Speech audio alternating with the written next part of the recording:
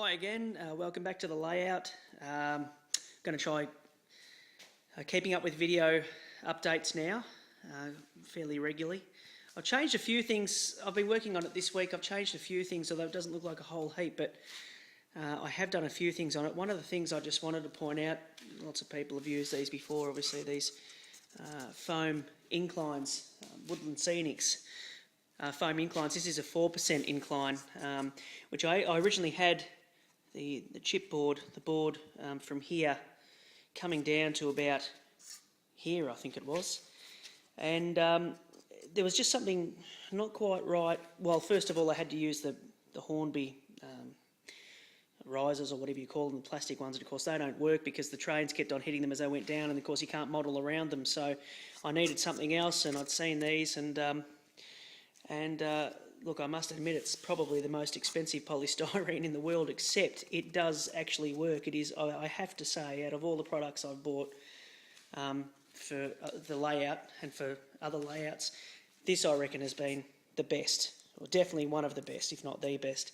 It's fantastic, it's easy to use, just stick it on with a glue gun. Don't make the mistake that I first made of getting some other sort of product from the hardware store that I thought, to me, read as if it was safe for polystyrene. Well, what actually ended up happening was on this piece here, you can't see it from here, but right underneath here is all kind of in the centre, all eaten up underneath from this glue that I put on it, just kept on eating it. So, luckily it didn't eat the corners as much, so it's all, stability-wise, it's all fine. But and the stupid thing was, I had this in the cupboard the whole time. I didn't even have to spend the $8 on the other glue, it was here. So, a little bit silly after that one, but we got through it.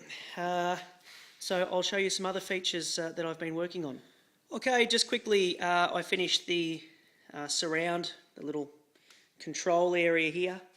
In the last video, as I was talking or mentioning, I was going to paint all of this blue, as in the same as the backdrop there, and have it as if it's a backdrop with the buildings and things like that and scenery around it. And I'll just sit in there and watch the trains go by. I've also changed the track layout. I think this is my final track layout. I think I'm happy with this.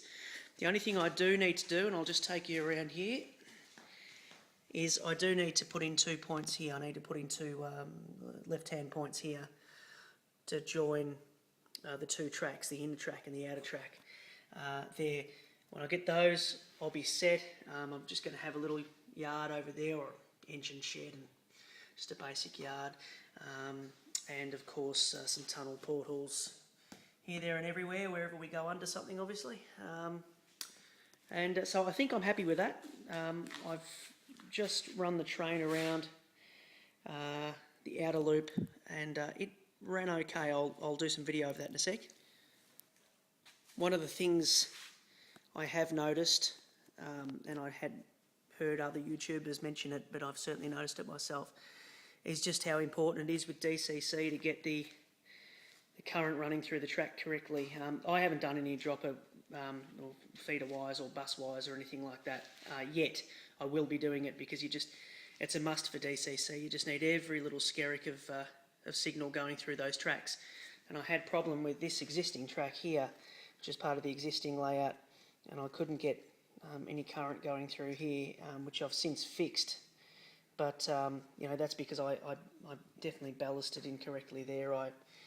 I've learnt some things in the meantime from your videos, so I won't be ballasting that way again. I'll be a little bit more light on next time, and won't douse the track in PVA and all that sort of thing. This section here seems to be working okay with the locos I've got so far.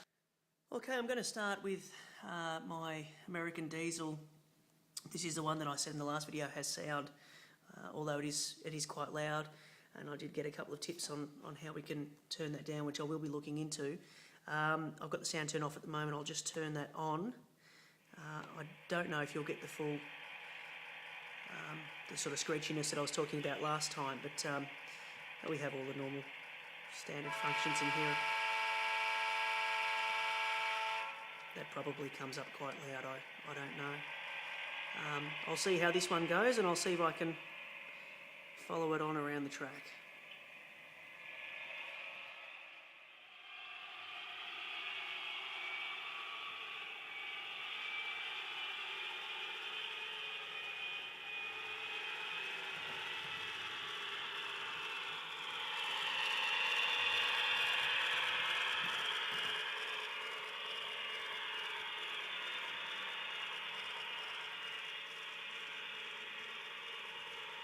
makes its way up the incline fairly easily, I found, even with rolling stock.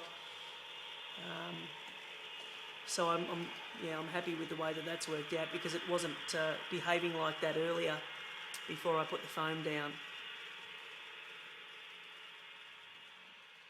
And, this is the other loco I was showing you last week, and I've just got the Baltimore and Ohio lighted Spectrum coach on the back. This one here, I got the guys to put in the DCC, the Dakota, and because I bought the train from them, they were kind enough to put it in for just the cost of the Dakota, which was fantastic. So that is all up and running DCC now. We're going to give it a run. This one doesn't have sound, but that's not a bad thing anyway. I'm more inclined to continue getting locos without sound, actually, I think, for the moment anyway.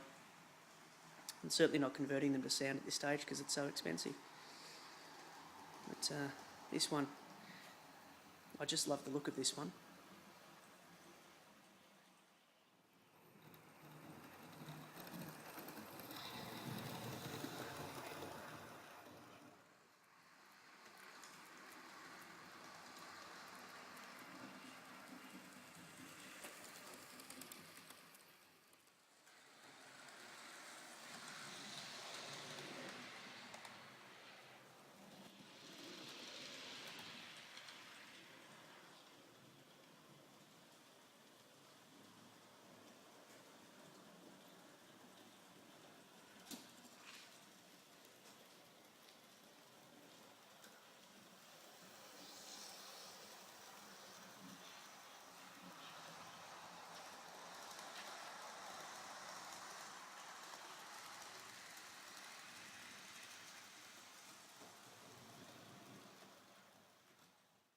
The next job is to start painting